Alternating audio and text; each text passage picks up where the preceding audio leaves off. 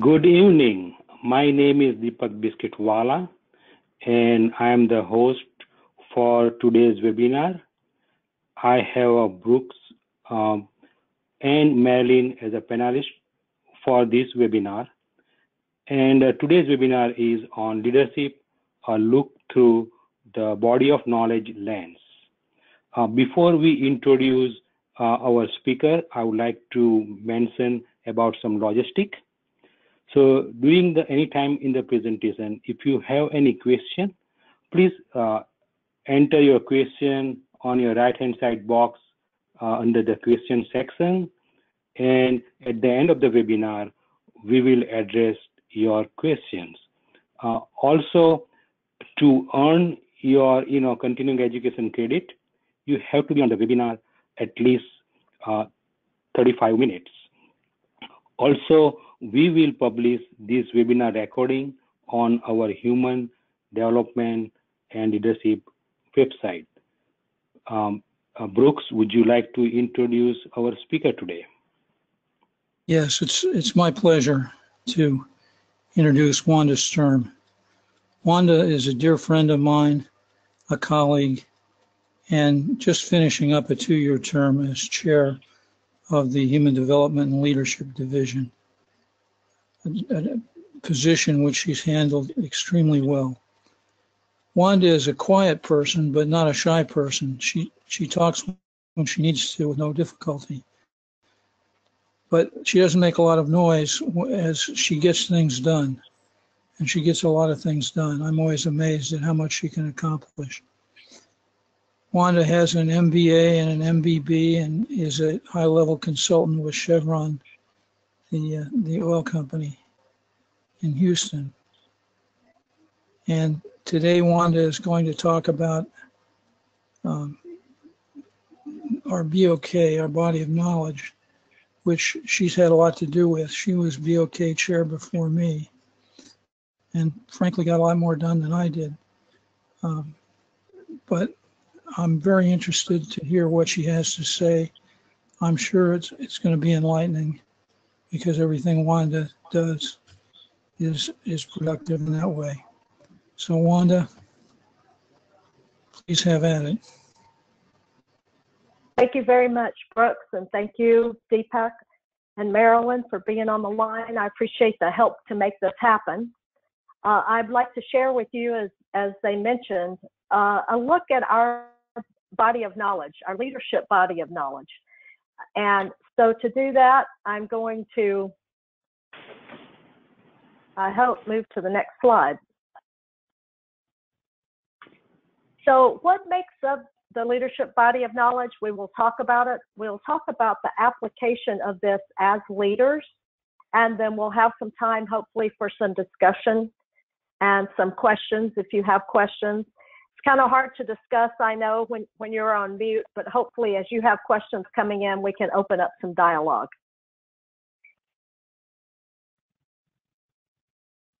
I want to talk to you about this body of knowledge as it applies to you as a leader, whether you are in a business for-profit organization, whether you are in a nonprofit, whether this is talking to you as a leader in ASQ. But my whole desire is that you're going to leave here with a couple of new ideas, possibly, but if not new ideas or concepts, at least maybe a refreshed or a different perspective on your role as a leader. And the leadership body of knowledge that we have worked on in human development leadership includes 9 topic areas. Today, we're going to begin by touching on appreciate a system. Then we're going to talk about your role as leaders and how you need to consider all the topics. But the thing is, based on the time that we have, we're only going to talk about a few of these. We're going to touch on visioning, strategic planning, communication, motivation, and coaching. And I encourage each of you, if you're not already a member of Human Development Leadership, try to engage with us so that you can learn on each of these topic areas. We are preparing and publishing primers around each of these topics, and I'll refer you to those at the end of this session, and we'll have links for you. And as we mentioned, you can check out our website and you can find information there. So let's just get started with Appreciate a System. I'm sure many of you have seen this before, but what I want you to do is I want you to think about your organization, whatever it is, as a system. You know, Deming had this way of bringing something complicated and putting it into a simple view, and he used this quite extensively when he was working with the business leaders in Japan. But if you'll notice, his view of the system starts with consumer research, and consumer research comes in and helps us to design a product or service that we believe people want to purchase. And from that, we need to determine who are our suppliers and what kind of materials and equipment do we need. And then we need to get those into our business so that we can begin to test those and make sure they're going to be the type of inputs that we want into whatever our product or service is going to be. And then we're going to spend some time testing. We're going to test out our processes. We're going to test out our equipment, our machines that we have, our methods, and then we're going to look at the cost and see how much is it going to cost us to actually produce whatever our product or service is. Once we produce some of these items or create these items, then we're going to inspect them and make sure that they're going to meet the needs of the consumers. We distribute them out and they go back out to the consumers. So that's one way to look at your organization as a system. I want to read to you something because it comes out of our primer on Appreciate a System. There are many different systems definitions that exist. Lepore and Cohen define a system as a network of interdependent components which work together to achieve the goal of the system. And I mentioned Deming and showed his picture here. He used several definitions for a system. He identified a system as a series of functions or activities, which could be sub-processes or stages or components, within an organization that work together for the aim of the organization. But then he also described the system as an interconnected complex of functionality related or functionally related components, divisions, teams, platforms, or whatever you want to call them, that work together to accomplish the aim of the system. And so our primer on this goes into much more detail, but you can get an idea of how you can view your organization as a system. I want to give you another perspective on an organization as a system, and that's the Baldrige framework. It depicts an organization as a system as well. And having that systems perspective means being able to manage all these different components of your organization as a unified whole, working together to achieve your mission, to have ongoing success, and also to have performance excellence. So for our purposes today, I'm going to use this framework because it more closely aligns to the words I use to describe leadership and how leaders lead in the organization. So from a high level on the screen, you can see that leadership is definitely, it's connected here with strategy and customers. Those areas must integrate together with the workforce and with operations. And using the base of measurement, analysis, and managing the knowledge that we have in an organization, all of those building up on the core values and the concepts actually drive to achieve the results. So you can see that this all works together. This is integrated with this, based in this to help get to the results that we want to get to. And so, as I mentioned, we're going to talk about the role of leadership in strategy. And then we're going to talk about what it means in terms of communication from leadership. And actually, communication fits in all of these areas because leadership is going to have that responsibility to communicate with all the different stakeholders. Coaching and mentoring. So you want to consider coaching your team, your workforce that you have in place. If you are an ASQ leader, your workforce would be your member leaders on your leadership team. Your customers would be those members that you don't yet have that you're trying to bring into your organization. And a for-profit business, it's much easier to delineate. Your workforce is your employees, and your customers are those who buy your products and services. So you can see that you can use this for any type of organization. The thing about this that's really important is that leadership is made up of people, and people that hold certain roles. And so whether, like, for example, in the organization where I work, we have business units, and that would be an organization. I can look at it as a system, and the leadership for that organization is made up of a vice president, a head of operations, a head of health, environment, and safety, a head of finance, a head of human resources, a head of IT, a head of engineering, et cetera, et cetera. And so those people work together to form the leadership of that system and that organization. If you are looking at this from a nonprofit standpoint or from an ASQ standpoint, you know that in leadership, we have people like the chair role, the chair-elect role, those that lead body of knowledge, our strategic planning role. We have the person responsible for webinars. So you see that we have different leaders in an organization that work together to pull the system together. So the fact that I'm really trying to get across is, regardless of what role you have, you are a leader. And so no matter what that role is, the thing is that system works together, your organization works together, and the different roles that make up the leadership of the organization, you are one of those roles. You are one of those leaders. So as a leader, what really are you supposed to do? That's a lot to look at your organization as a system. That's a lot to look at the integration of all those aspects together. So let's talk about a few other topics from human development leadership's body of knowledge around leadership to help clarify that a little bit. And we're going to talk about visioning, and we're going to talk about strategic planning, and we're going to talk about communication, coaching, and mentoring. So Baldrige put some structure around this that I want to use to frame the discussion that we're going to have going forward. And we're going to use this as a way to walk through these different, excuse me, topics around leadership. So first, visioning. So as leaders, one of our key roles is to set a vision for the organization. Regardless of what type of organization it is, or if you're the leader of a team, setting a vision for your team. Also, when you're doing that, you need to create a customer focus. So you need to look at what is it that's important to your customers.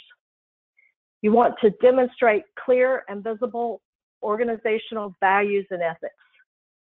Now that's a mouthful, but I think kind of in simple terms, it's like walk your talk.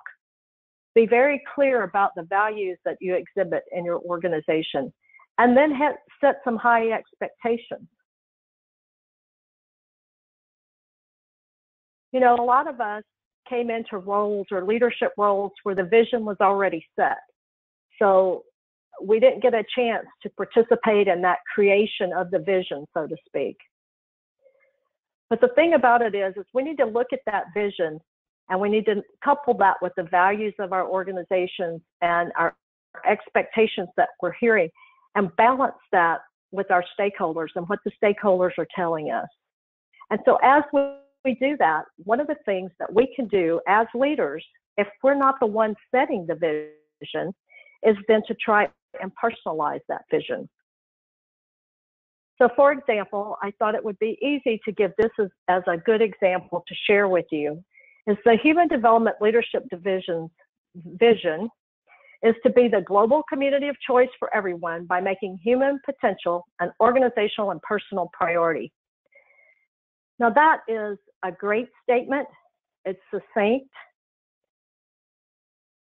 and it has meaning. However, what does that really mean to me? So as a leader, I didn't necessarily create this vision for the division. But what I need to do is personalize it and have it in a way so that it really means something to me. So what this really means to me, and giving this some thought about what do I really want this to look like for human development leadership, is how can we engage you in such a way that you can see our division as the go-to place to improve your potential, both personally and then which in turn will improve and assist your organization. You know, as a leader, if I step back and I were to say that, gee, we're getting people coming to us because they see us as a place where they can come and they can grow, they can enhance their knowledge and their skills, and they can build a more robust leadership capability than what they currently have today, then boy, I feel like we're succeeding. So when I personalize this, what I'm saying is I want to be the one that people, when they say, gee, I need to enhance some of my leadership capabilities, or I'm interested in improving my leadership skills, I want to go to human development leadership to do that. To me, that's my personal vision for this. No matter where you sit in the world, if you could say that I want to come to HD&L to do that, then to me, we have achieved our vision. So what's things that I can do? So as a leader, that's the other thing we need to ask ourselves. Personalize it and then figure out how you can take action with it. So one way, just for this particular vision that I can help, is to have conversations like this that we're having today. Another is to make sure that when I can help influence in our division what we offer is that we're providing you what you ask for, the materials, the programs, the education that's going to enrich you, your life, and your own personal development. And so that's how you can, as a leader, adapt to a vision that's maybe been given to you and you didn't have the opportunity to create. So once we have that vision in place, the next thing is to create strategies and put systems and methods in place. And so as leaders, you're going to work together with other leaders to create these strategies and systems and methods to be able to achieve that vision. And so what are the things that you need to look at? You need to look at building knowledge and capabilities. You need to look at stimulating innovation. You know, the word innovation is tossed around a lot today. What does that actually mean in your organization? How are you going to stimulate innovation in your organization so that you have a good strategy in place? You need to manage your risk. When you're looking at creating your strategies, think about the risk associated with those strategies. How are you going to manage that? How can you make sure that you have stopgap actions in place to be able to mitigate some of that risk that could potentially be there? How in the world are you going to require accountability? And then, you know, the purpose of all of this is achieving performance excellence. So in order to have this ongoing success, in order to have an organization that is successful, we've got to have the right strategies in place. So if we could have a kind of dialogue here, a question and answers back, I would ask you, when you're getting ready to do some of your business planning in your organization or for your team or for your group that you are a leader, what are you asked to provide or what do you ask others to provide? What are things that you want to know in order to be able to create the best strategies? So while we can't have that actual dialogue right now, although you can send in some ideas if you would like, I think that would be excellent. I want to just give you a few questions to kind of seed your thoughts. If you're getting ready for the business planning cycle, like I know we are at work, and like we are with other organizations because it's toward the end of the year, looking forward into the next year. And you may have a 2-year plan, a 3-year plan, a 10-year plan, depending on what that is, what type of strategies and plans do you need? One thing I think, or a question I like to ask is, what is the past performance? And I don't mean just last year or quarter over quarter or year over year, but do we have a trend? Can we look at our past performance and can we determine what strategies are actually working and which strategies haven't worked for us, and what results have we gotten, and have we gotten the ones that we really want? What knowledge and capabilities do you have on your leadership team, and how can you grow those while considering how to help others in the workforce build their knowledge? So think about, you've got excellent knowledge and capabilities around you. So how are you going to continue to build that? What are ways that that can take place? What strategies specifically are going to help you move toward that vision that you have? Do you Wanda? have any requests? Yes. I'm sorry, Wanda, it's Marilyn. I have a question that came through from Don. He says, I'm enjoying hearing your ideas. I'm wondering if we can also think of leadership as not limited by role. That is, people not in formal roles can also exercise leadership on particular challenges and points in time, and wants to know your thoughts. I think absolutely. And I approach this from a standpoint of a more formal leadership role, but it's certainly because no matter what your role is in an organization, as a team member, as an individual contributor, you also are a leader, and you are a leader or a subject matter expert, most likely in some area. And that comes to bear, especially when you're putting your plans and everything together. So who has that knowledge and capabilities around you that you want to make sure they're involved and that their input is considered? And I think that's a real important point. So excellent question. And I totally agree that that is a possibility, that a leader is not just a formal leader by role, but formal leaders by role do have certain responsibilities they need to fulfill. But that doesn't prohibit you as a leader in the organization, whether formal or not, from bringing forward your ideas, from innovating, and from holding yourself accountable and helping to achieve that performance excellence.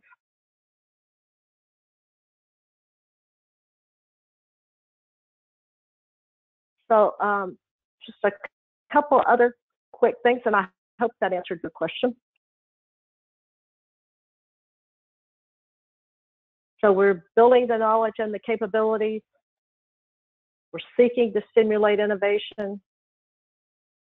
We're looking at ways to manage risk. Requiring accountability. So who's going to be accountable for various goals and activities? Who's going to take the charge on that? Who's going to lead certain aspects? And this is where a lot of informal leaders can come in place too. This does not have to be formal leaders. These can be leaders that are taking on the accountability to help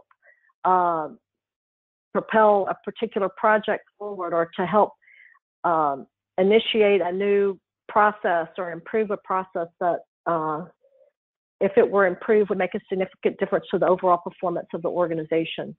So these are all areas where we can become involved. And then achieving performance excellence, the question around that I always have is, how do we measure our success? How do we really know if we're achieving that level of excellence that we really want?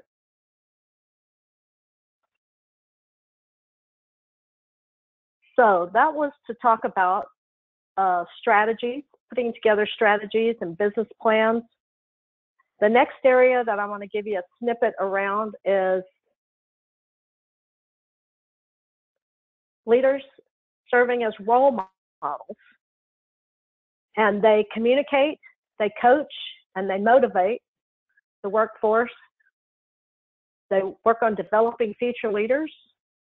They recognize performance, and then they organizational performance, and they recognize the workforce or employee performance as well. So we're going to touch on each one of these. Each one of these is a very interesting topic in and of itself. We're not going to be able to spend, of course, nearly enough time, because each one is a webinar or 2 or 3 in their own right. But what I want to do is tell you a little bit about, or share with you, and I don't know how many of you are baseball fans, and I know we're in the middle of the World Series, and last year, the Cubs happened to win the World Series. They're not playing in the World Series this year, but I have an excerpt about establishing an environment for success that I want to share with you. And so let me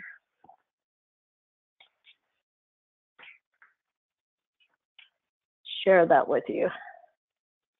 This is from Don Yager.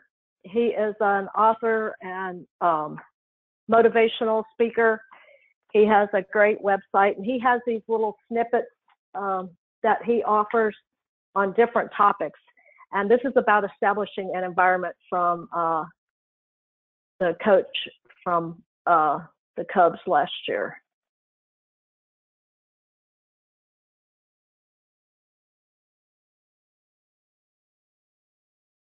Can you hear this?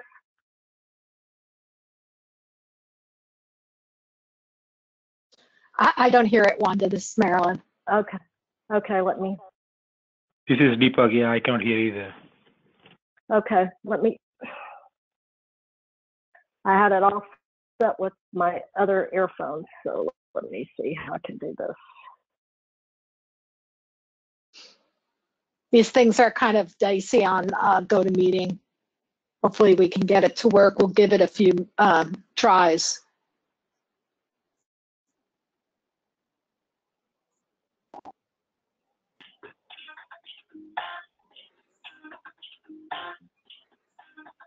Joe Madden, the manager of the Chicago Cubs, led his team to their There you first go. World Series title easily. Join me in my conversation with Joe Madden as he shares his keys to creating great bonds between teammates and how to see more than the statistics on the back of baseball cards to scout true greatness. It's total freedom. You stay out of the room. You permit the room to organically take shape. You give them the freedom to be themselves. You don't apply a whole bunch of superficial rules to that room.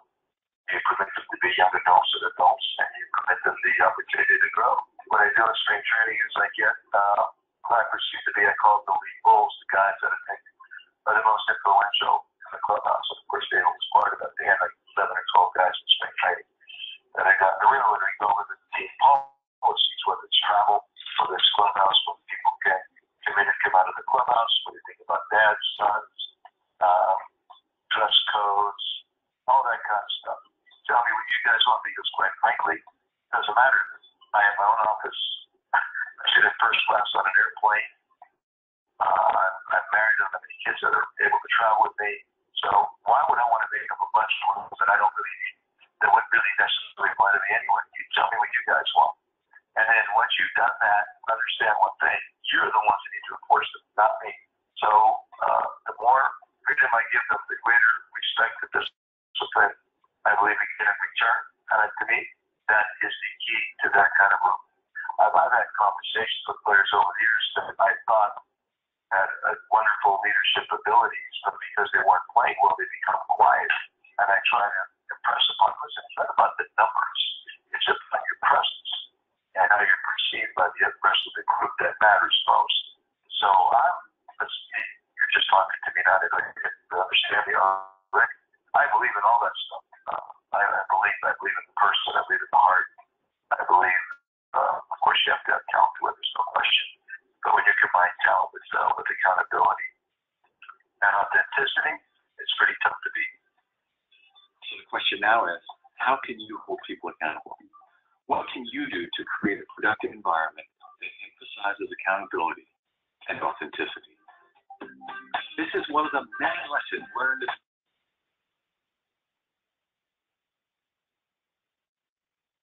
So if you couldn't hear that, you should have been able to read along on the screen. Can you guys hear me? We can hear you. It was pretty easy to hear it, but the video stopped moving forward about halfway through. So, but I think the gist of it came through. Okay, sorry about that. Well, one of the things that he talked about was emphasizing accountability and authenticity.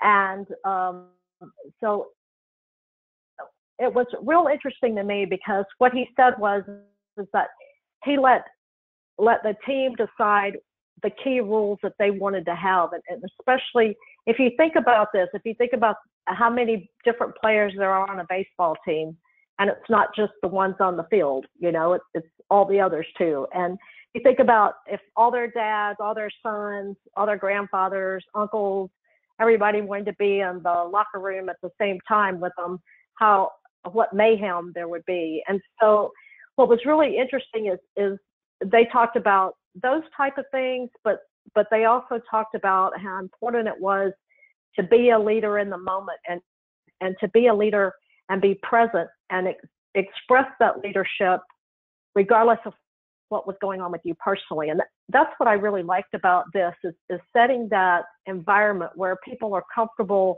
being themselves. They're comfortable coming up with rules and things that are important to them, but they're also willing to hold themselves accountable and be authentic about it. And then with the last part, when he was talking about the leader, that he said he had a chance to talk to a lot of different people who were leaders as long as their batting scores were high or their strikeout rates were great. But when they weren't performing as well, they kind of went within themselves or didn't stand out or didn't voice their opinion as much, thinking that their leadership really had to do with their performance on the field. And what his point was and what he was trying to say is that you can be a leader even during those times, and that's not the time to go within yourself or to hide, but to still continue to be that leader for the organization. And to me, it set a tone for as we get ready to talk about communication and pulling the people together, is being able to have the right environment in which to do that. So communication is something that is extremely large, and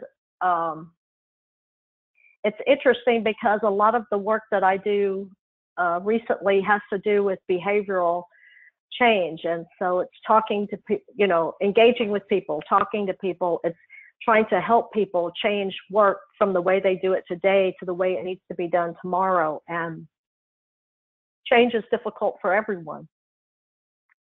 What's really interesting to me, though, is that a lot of people will jump to the conclusion that, oh, we need to do some change. We need to communicate. So that's what change is communication. And actually, change is much larger than communication, although communication is a vital part of it. It's very interesting, too, that just sending an email to people telling them that something's going to be different and you hope they're happy about it doesn't mean they're happy about it. It doesn't mean they're really willing to get on board and do something about it. So communication has its limits, but it also is very important.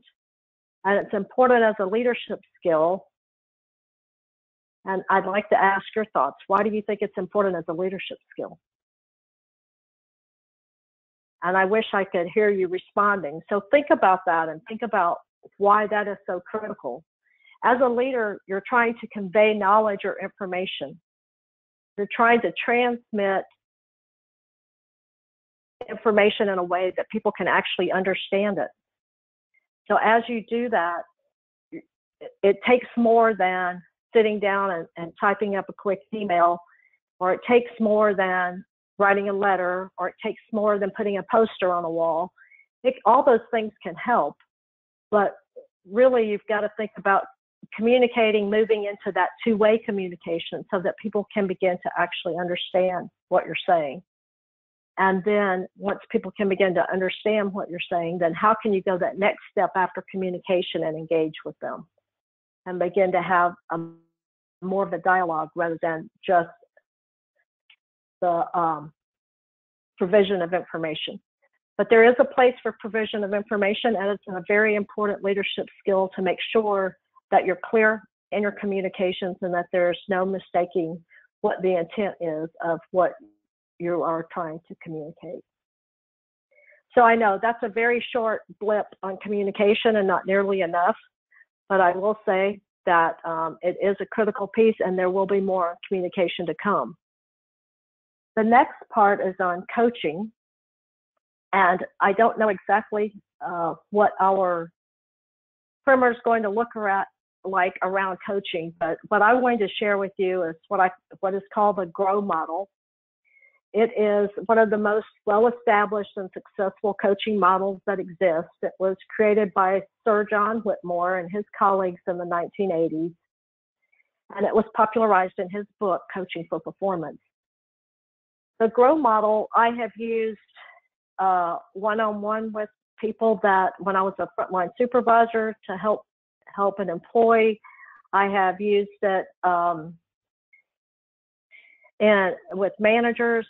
I've used it as a coach for executives.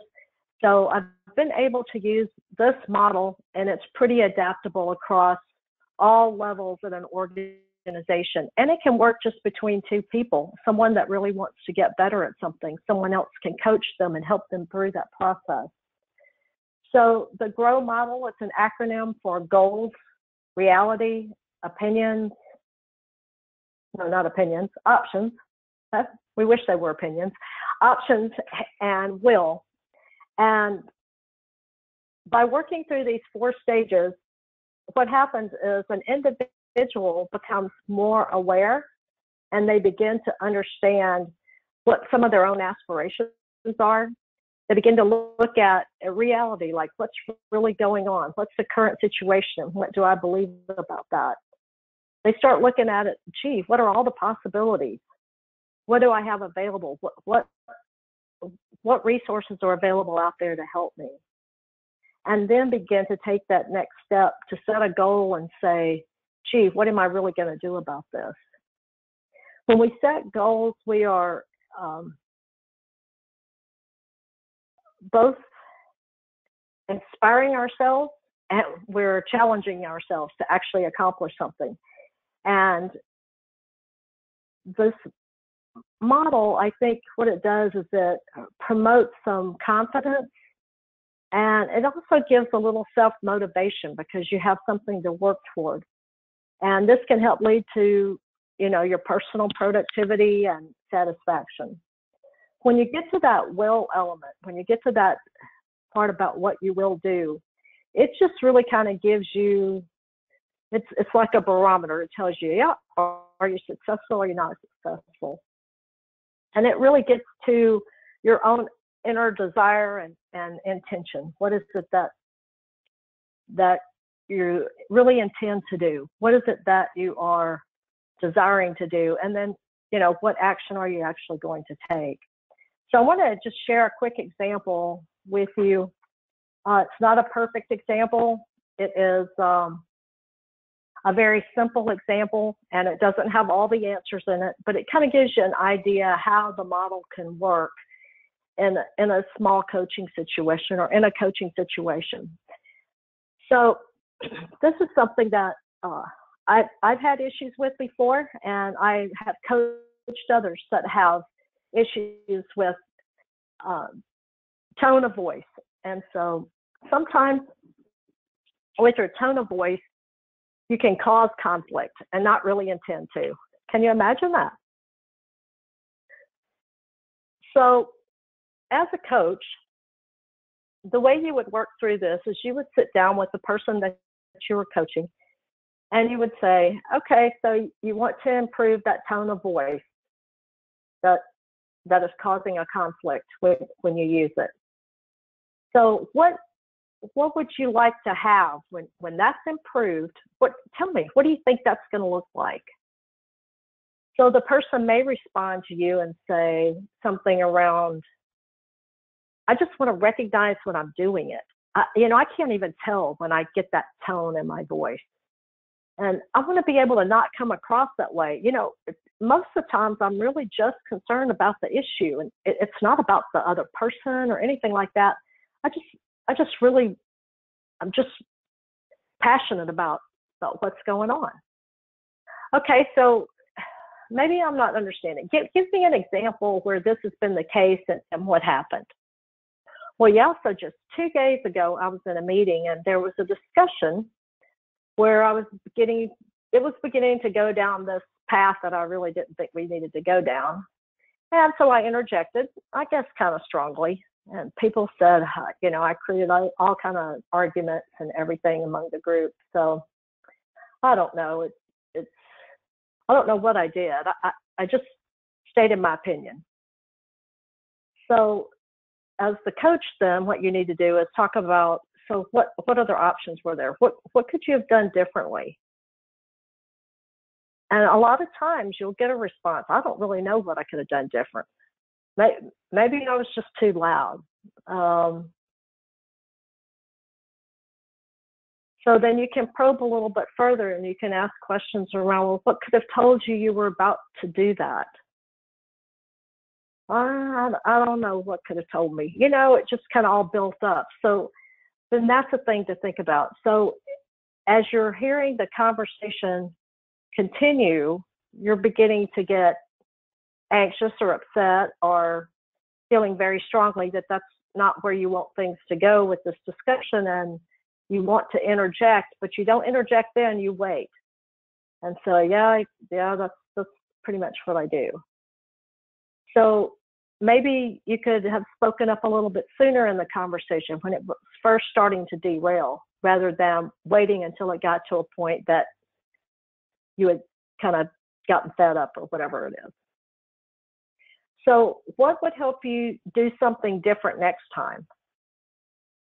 And so their response, they may not know what they're willing to do the next time, but they may have some ideas.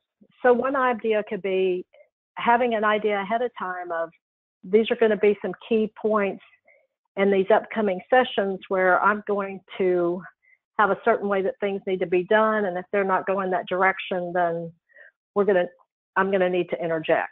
And then, you know, maybe I need to remind myself to check my tone of voice, but I don't really know how to do that. So what can I do that? Can you give me some resources, or can you get me some help? So like I said, this is not a full blown out, this is the solution, this is exactly what happened. But what I can tell you is that in coaching people that have used some of this, one thing that we've done that has been very helpful in the will part is we have gotten them to get an accountability, quote unquote, partner, a person that's in those same meetings with them, that they have trust with, that will give them some type of signal when they're beginning to exhibit the behavior that they don't want to, or they're beginning to come across in a way that they don't want to come across, or they're beginning to use that tone of voice. And it can be something very subtle that the other person does to indicate to them that, hey, you're going down the wrong path here. This is not what you want to do. It could be as simple as somebody tapping their finger on the table. It could be a certain person clearing their throat. It could be, excuse me, I need to interject here, and then, you know, kind of let the situation calm down a minute and say something. There could be a lot of different ways to do that, but there are a lot of resources and things out there that you can help people with this. And like I said, this is just an example to show you how that GROW model works. But what happens is then, as the coach, you come back with them. Okay, have you experienced another situation like this? And then if you have, tell me about that situation and what was different about it. And, you know, it's not going to all happen overnight, and they're going to be perfect and not ever using that tone of voice again, because that's going to take time to break, because it took time to build that as well. So hopefully that's helpful a little bit about coaching. And the next piece I want to talk about briefly is motivate. So I'm not going to spend a whole lot of time on this. It was real interesting. I got a notice today about motivation, and it referenced Daniel Pink's talking about 3 elements of motivation. And it reminded me of this, and that we're going to be talking about this tonight. So Human Development Leadership has published a primer, and we've held a 2-part webinar on motivation. And Dr. Brooks Carter, the one that actually introduced me so eloquently, is our chair-elect, and he's going to be taking office as chair in January. He is the author and also the speaker for the motivation primer and webinars that we had. And in the introduction to the primer, Dr. Carter points out that not only is motivation a set of processes that generate responsive actions, but that, and I want to read this to you, human motivation involves a complicated set of interactions between physical, emotional, cognitive, and spiritual or value systems dimensions, resulting in a significant challenge for leaders in the cultivation of employee motivation. So motivation is not so simple. Heard the carrot and the stick thing, or, oh, gee, if you just give people money at the end of the day, it'll all be fine. People are motivated by different things. And motivation is that set of processes that generates a specific responsive action. This primer actually covers 6 themes. And the themes are incentive and engagement, intrinsic motivation versus incentive motivation, interest work, autonomy, mastery, and meaningfulness, recognition, well-being, and finally, cognitive psychology and motivation. So those are the 6 themes. One form of motivation is involvement and being recognized for your expertise. So just an example of one way we tried to do that is Brooks had an excellent idea and brought it to fruition, was to invite members of the division to get involved as writing teams to write about these different topics on the body of knowledge. And, it has been excellent to see the work that several people were able to pull together and take on a topic that was of interest and of passion for them, and the research and the extra time and effort that they went through to actually do that and to be motivated to do it, to help the organization and to help all of us grow as leaders. And so I think that's a really good example of motivation and how people were motivated through their involvement. And then, it's awesome to be able to recognize them as the writers and, deliverers of webinars and helps that they can provide and as subject matter experts in these areas. And I think it is just an excellent way that we were able to help kind of bring this to life recently.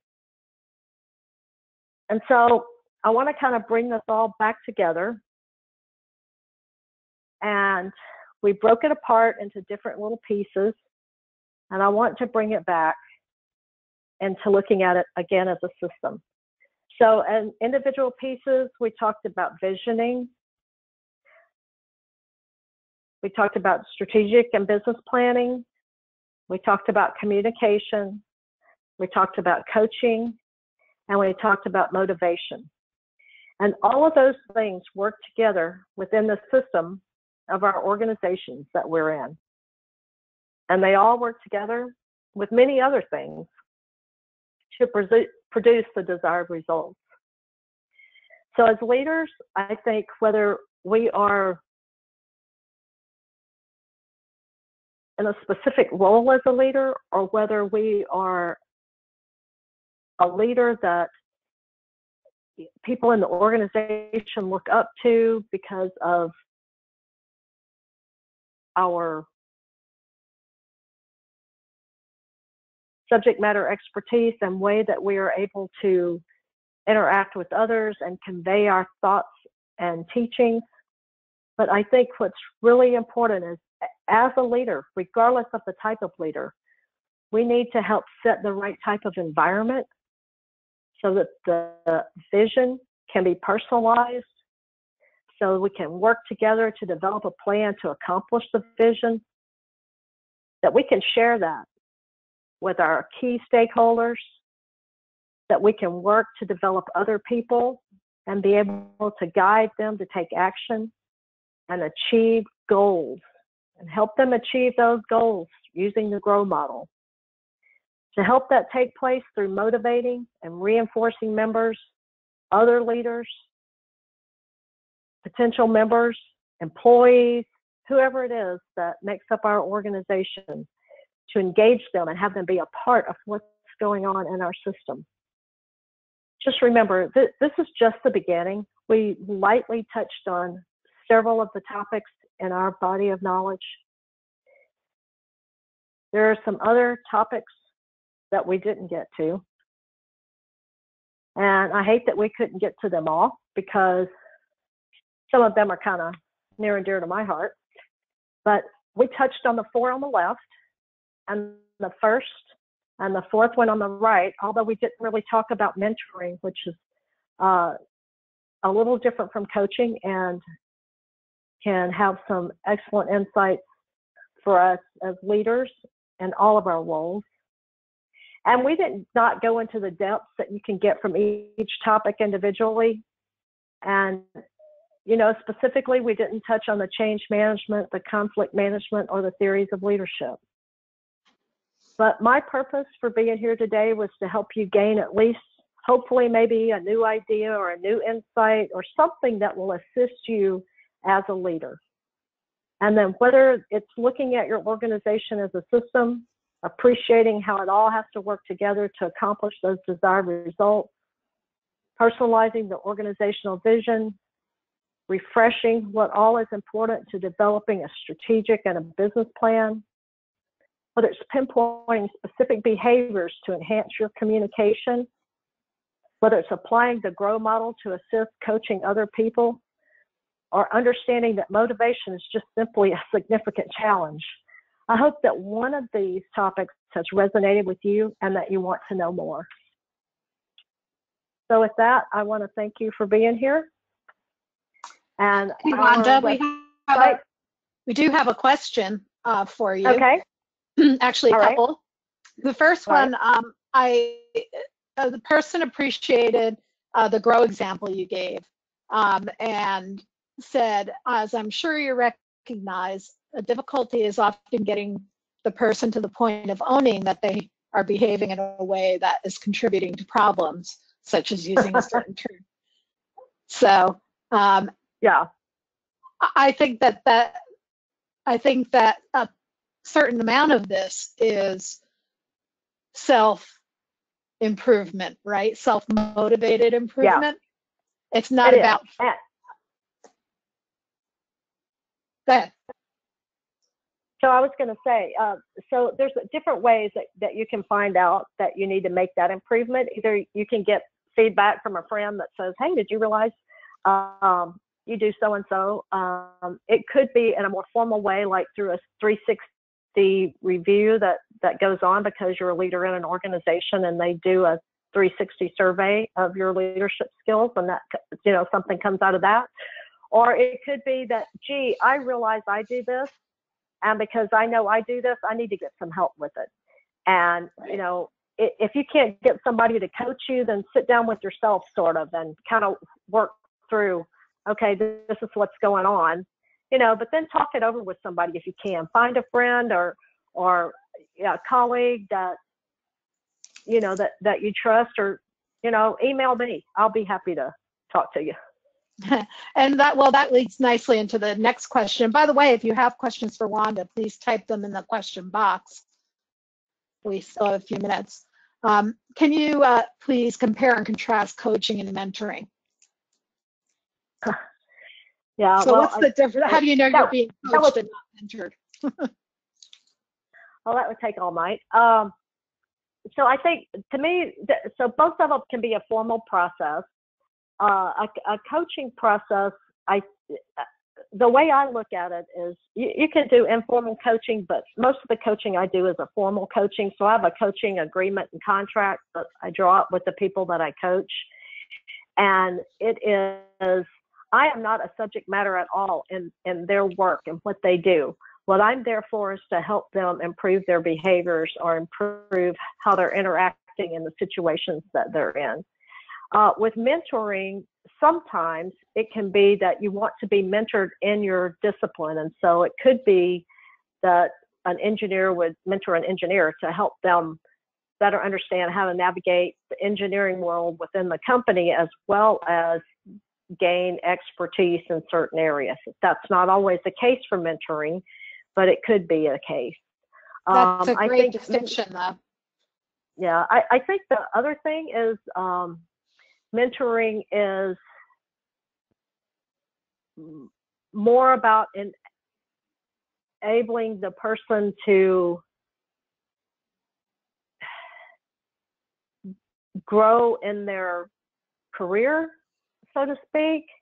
And I think that coaching is more about enabling a person to grow in their personal interactions, if that helps. That's lovely. Thank you, Wanda. Let me throw something. A mentor typically has the skill that is being transferred. A coach doesn't have to. You can coach somebody how to play baseball without being a baseball player. In fact, I know a person who was one of the world's greatest trumpet teachers, and he didn't play the trumpet. So that's a coach. Thanks, mentor has to have the skill. You couldn't mentor the CEO of Chevron, but you could coach him. Absolutely.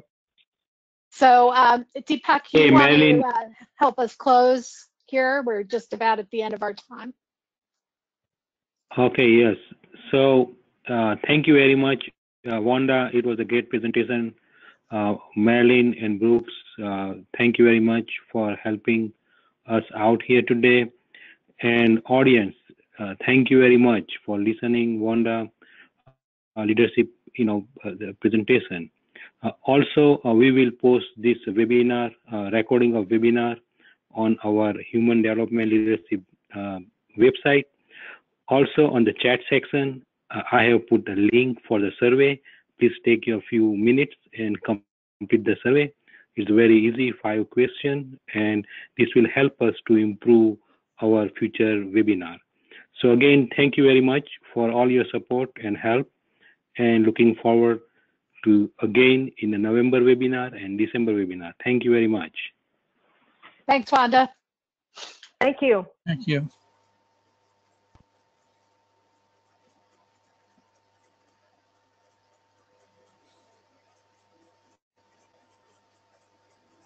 Good work, Wanda. Thanks. Update on primers. I'm sorry. Okay. I think we're still on record. That's all right. Update on primers. I think we have a final on communication. And I've written what may be a complete primer on visioning. It will be somewhat controversial.